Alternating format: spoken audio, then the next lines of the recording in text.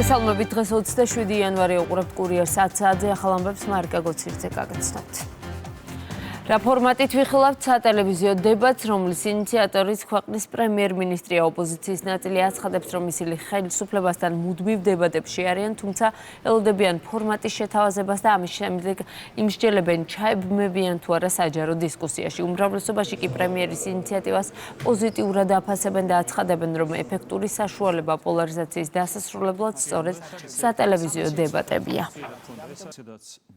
მიუხედავად იმისა, რომ ჯერ არ ვიცით საერთოდ რა ფორმატზე საუბარი და პირველ რიგში ველოდებით რა ფორმას შემოგთავაზებენ და ამის მერე გეტყვით საბოლოო პასუხს ჩვენთვის დებატები მიმდინარეობს პარლამენტში და მიუხედავად იმისა, რაც გადაწყვეტს ოცნება, ჩვენ ვაგრძელებთ ბრძოლას საღიაზრისთვის. ლანძღვაგინება და მსგავსი სიძულვილის ენა არც ისე გვაკლია სამწუხაროდ დღევანდელ მედია სივრცეში და ამაზე ბუნებრივი არ არის. სწორედ ეს რო გვინდა თავიდან ავირიდოთ და ეს რო გვინდა შევამციროთ, მაგიტომ ჩვენი ინიციატივით ჩვენ თვითონვე გამოვედით კომფორტის ზონიდან. არა ტელევიზიებიდან, ცალსაკე ტელევიზიებიდან ერთმანეთს რაღაც ლოზუნგები ვესროლოთ და მხოლოდ ჩვენი პოზიციებით ველაპარაკოთ საზოგადოებას, არამედ დაინახოს საზოგადოებამ ერთმანეთთან როგორ ვეჭიდებით, რაც თავარია ამ დებატების საუკეთესო მიზანი რა უნდა იყოს ის, რომ საუკეთესო პოლიტიკა გამოიძერწოს იმ არსებული რეალობიდან.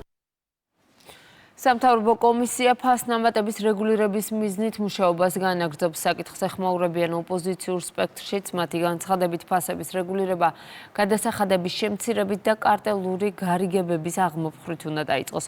უმრავლესობა კი მზადაა პარლამენტისთვის მინიჭებული ბერკეტები გამოიყენოს და გადაჭრას საკითხი საკანონმდებლო დონეზე. შეგახსენებთ, ფასების დასტაბილურებისა და ევროკავშირის ქვეყნებისთვის გათანაბრების მიზნით ბაზრის შესწავლის ინიციატივა პრემიერ-მინისტრს ეკუთვნის.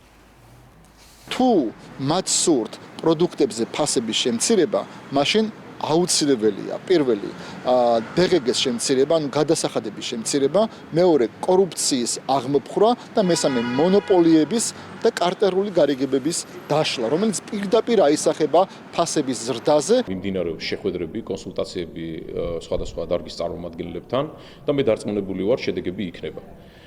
რა თქმა უნდა, ამას სჭირდება სამუშაოები, მათ შორის საპარლამენტო დონეზე, სამთავრობო დონეზე, პარლამენტში შეიქმნება სპეციალური საგამოძიებო კომისია ამასთან დაკავშირებით, იქნება პარლამენტშიც მსჯელობა ამ საკითხთან დაკავშირებით და იქნება ეს საკანონმდებლო ცვლილებები, იქნება სხვა სახის გადაწყვეტილებები, რომელიც ამ საკითხის გადაჭრას დაეხმარება, რა თქმა უნდა, ეს გადაწყვეტილებები იქნება მიღებული. ჟენევაში გაეროს უნივერსალური პერიოდული მიმოხილვის ფარგლებში საქართველოში ადამიანის უფლებების მდგომარეობის შესახებ ანგარიში განიხილეს. ანგარიში შეკრებილებს საქართველოს სამთავრობო დელეგაციამ გააცნო. უნივერსალური პერიოდული მიმოხილვა გაეროს ადამიანის უფლებათა საბჭოს მექანიზმია, რომლის ფარგლებშიც წევრი სახელმწიფოები ადამიანის უფლებების დაცვის კუთხით ანგარიშს 5 წელიწადში ერთხელ წარადგენენ. წელს საქართველოს დელეგაციის შემადგენლობაში აღმასრულებელი, საკანონმდებლო და სასამართლო ხელისუფლების წარმომადგენლები იყვნენ. სურს კიდევ ერთხელ დაგიდასტუროთ, რომ საქართველოში მშვიდობიანი შეკრებებისა და მანიფესტაციის უფლება სრულად არის გარანტირებული საქართველოს კონსტიტუციითა და შესაბამისი კანონმდებლობით. ამ კონტექსტში მოგახსენებთ, რომ 2024 წლის 28 ნოემბრიდან მიმდინარეობს საპროტესტო აქციები და როგორც თავად აქციის მონაწილეები აცხადებენ, 425 დღეა ისინი პროტესტის რეჟიმში არიან. ის ფაქტი, რომ 425 დღე ნებისმიერ პირს შეუძლია სახელმწიფოს ძირითად საკანონმდებლო ორგანოსთან შეიკრიბოს და გამოხატოს პროტესტი ნებისმიერ საკითხზე, ნათლად მიუთითებს, რომ საქართველოში სრულად არის დაცული მშვიდობიანი შეკრების უფლება. რაც შეეხება 2024 წლის ნოემბრის ბოლოსა და დეკემბრის დასაწყისში განვითარებულ მოვლენებს, ეს იყო არა მშვიდობიანი, არამედ კარგად ორგანიზებული ძალადობრივი აქტი, რომელიც დაწყებისთანავე მიზნად ისახავდა სახელმწიფოს გადატრიალებას და საქართველოში ხელისუფლების დამხობას. პროტესტის მონაწილეებს აქციაზე ჰქონდათ ისეთი კანონსაწინააღმდეგო ნივთები, როგორიცაა ეგრეთ წოდებული მოლოტოვის კოქტეილები, პიროტექნიკა, რკინისა და ხის ხელკეტები, კასტეტები, ეგრეთ წოდებული შურდულები, ქვები, რკინის კონსტრუქციები და სხვა.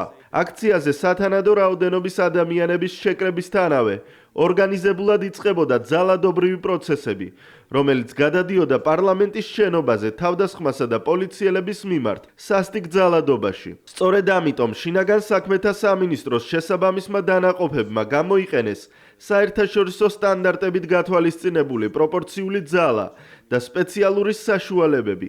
ჩვენ ვიმოქმედეთ ზუსტად იმავე სტანდარტით, რითაც მოქმედებს მრავალი ევროპული ქვეყნის პოლიცია. უკრაინაში ომი გრძელდება. რუსეთის ძალების თავდასხმის სამიზნე გახდა ოდესა. დრონების აფეთქებების შედეგად ქალაქში დაზიანებულია მრავალსართულიანი და კერძო საცხოვრებელი სახლები. ვრცელდება ინფორმაცია დაშავებულების შესახებაც.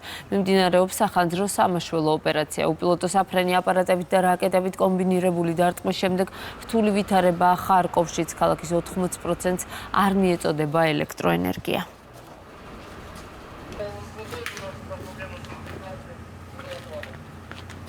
უნგრეთის პრემიერ-მინისტრი აცხადებს, რომ უკრაინა უნგრეთში დაგეგმილ საპარლამენტო არჩევნებში ჩარევას ცდილობს. ვიქტორ ორბანი ამავე დროს ამბობს, რომ ის ამას არ დაუშვებს. საკითხთან დაკავშირებით უკრაინის ელჩს ბუდაპეშტში საგარეო საქმეთა სამინისტროში დაიბარებენ. შეგახსენებთ, უნგრეთში საპარლამენტო არჩევნები 12 აპრილს ჩატარდება. გასულ კვირას უკრაინელმა პოლიტიკურმა ლიდერებმა და თავად პრეზიდენტმაც კი შეურაცხმყოფელი და მუქარი შემცველი კომენტარები გააკეთეს უნგრეთის და უნგრეთის მთავრობის მიმართ. ჩვენმა ეროვნული უსაფრთხოების ორგანიზაციებმა შეაფასეს უკრაინის ეს უახლესი თავდასხმა და დაადგინეს, რომ მომხდარი კოორდინირებული უკრაინული ზომების სერიის ნაწილია, რომლითაც ისინი უნგრეთის არჩევნებში ჩარევას აპირებენ. არ შეგვიძლია დავუშვათ, რომ საფრთხე შეექმნას უნგრეთის სუვერენიტეტს ან უნგრული არჩევნების მთლიანობას. ამიტომ დღეს საგარეო საქმეთა მინისტრს პიტერ სიარტოს დავავალე უნგრეთში უკრაინის ელჩი გამოიძახოს. ჩვენ დავიცავთ უნგრეთის სუვერენიტეტსა და ინტერესებს. ყალბი და თაღლითური გამოკითხვების სისხლის სამართლის დანაშაული უნდა იყოს, წერს დონალდ ტრამპი. ამერიკის შეერთებული შტატების პრეზიდენტი ამ განცხადებაში იმ მედია საშუალებების დანაშაულს გულისხმობს, რომლებიც მისივე განმარტებით 2020 წლის არჩევნების დროს მის შესახებ მცდარი ინფორმაციას და კვლევების არასწორ შედეგებს შეგნებულად ავრცელებდა. თუ ადამიანები შეისწავლიდნენ წარუმატებელ New York Times, ყალბ ABC-ს, ყალბ NBC-ს, ყალბ CBS, დაბალი რეიტინგის CNN-ს ან უკვე გაუქმებულ MSDN-ს, ყველა გამოკითხვა გაყალბებული გახდათ და საბოლოო შედეგებთან ახლოსაც კი არ იყო. სამწუხაროა, რაც ამერიკულ ჟურნალისტიკას დაემართა, მაგრამ მე ყველაფერს გავაკეთებ, რომ ეს სოციოლოგიური თაღლითობა აღარ გაგრძელდეს. ვკითხულობთ ტრამპის პოსტში. ნატოს გენერალური მდივანი აცხადებს, რომ ევროპას თავის დაცვა ამერიკის გარეშე არ შეუძლია. მისი განმარტებით, ევროპას ზუსტად ისევე სჭირდება ამერიკის შეერთებული შტატები, როგორც შტატებს სჭირდება ნატო. მარკ რუტემ ევროპარლამენტის საგარეო საქმეთა კომიტეტში შტატების პრეზიდენტთან გამართულ შეხვედრაზე ისაუბრა და განმარტა, რომ შეთანხმებას მიაღწიეს არქტიკის რეგიონის უსაფრთხოებასთან დაკავშირებით და აშშ-ს დანიასა და გრენლანდიას შორის დიალოგის გაგრძელების საკითხთან დაკავშირებით. ნატოს ყველა წევრი ქვეყანა თავდაცვაზე მთლიანი შიდა პროდუქტის 2%-ს დახარჯავს. ეს არასდროს მოხდებოდა პრეზიდენტ ტრამპის გარეშე. მართლა გგონიათ, რომ იტალია, ესპანეთი ან კანადა ამ გადაწყვეტილებას მის გარეშე მიიღებდნენ. გამორიცხულია. თუ ვინმე ფიქრობს, რომ ევროპას ამერიკის შეერთებული შტატების გარეშე საკუთარი თავის დაცვა შეუძლია, განაგრძეთ ოცნება. ჩვენ ერთმანეთი გვჭირდება. ამერიკის გარეშე ევროპა კარგავს თავისუფლების მთავარ გარანტს. მინესოტაში ისევ რთული ვითარებაა საიმიგრაციო და საბაჟო სამსახურის ოფიცრების მიერ. ამერიკის ორი მოქალაქის მკვლელობას აპროტესტებენ. დემონსტრანტები რეიდების შეჩერებას ითხოვენ, თუმცა არალეგალი იმიგრანტების დაკავებები გრძელდება. მინესოტაში არსებული ვითარების გამო დონალდ ტრამპი შტატის დემოკრატ გუბერნატორს ესაუბრა და მოუწოდა ითანამშრომლოს თეთრ სახლთან საზოგადოებრივი უსაფრთხოების აღდგენის მიზნით. ტრამპის პრესპიკერის შეფასებით შტატში ტრაგედია სწორედ დემოკრატ მტრულ წინააღმდეგობის შედეგად მოხდა.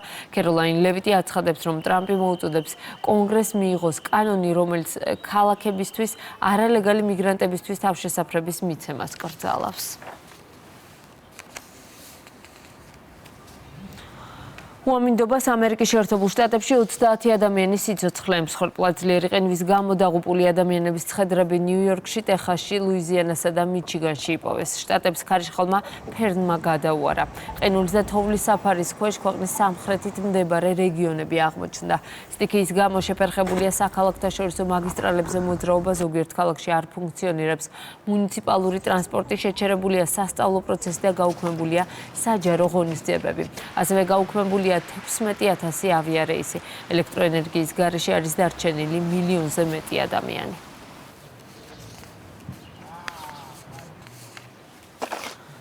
საფრანგეთის ეროვნულ ასამბლეაში განიხილავენ კანონპროექტს, რომელიც 15 წლამდე მოზარდებისთვის სოციალურ ქსელებზე წვდომას კრძალავს.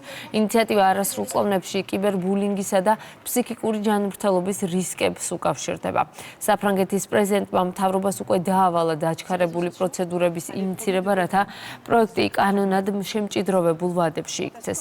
ცნობილია, რომ ევროპარლამენტმა ევროკავშირს მოუწოდა დააწესო სოციალურ მედიაზე წვდომისთვის მინიმალური ასაკი, თუმცა შეზღუდვების დაწესება წევრი ქვეყნების გადასაწყვეტია.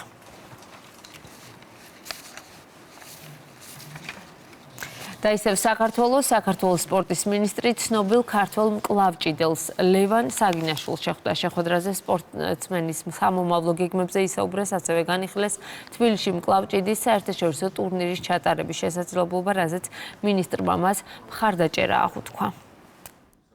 შეხვდი მინისტრს და მინისტრის მოადგილეებს, როგორც ყოველთვის მხარდაჭერა აღმითქვეს ჩემს სპორტულ კარიერაში. ვისაუბრეთ სამომავლოდ საქართველოში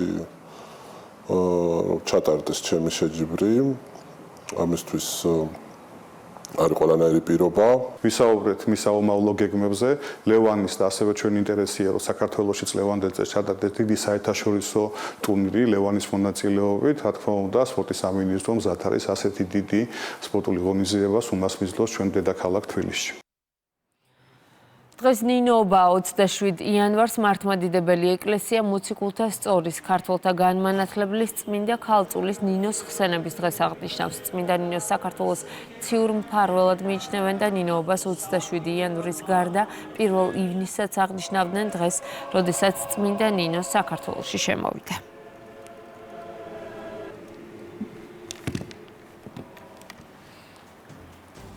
ასეთი იყო ახალი ამბები ამ დროისთვის. სხვა სიახლეებს შეგიძლიათ გაიცნოთ ჩვენს ვებგვერდზე. მე ამით გემშვიდობებით, კურიერი 12-ზე უკვე კესო ქაფიანძესთან ერთად დაბრუნდება.